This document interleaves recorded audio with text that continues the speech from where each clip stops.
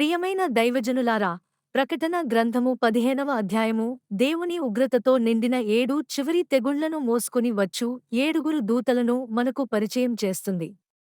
ఇవి దేవుని తీర్పు పరిపూర్ణతను సూచిస్తాయి. మృగమును, దాని ప్రతిమను, దాని ముద్రను జయించినవారు అగ్నితో కలిసిన గాజు సముద్రము వద్ద నిలిచియుండుట మనం చూస్తాము.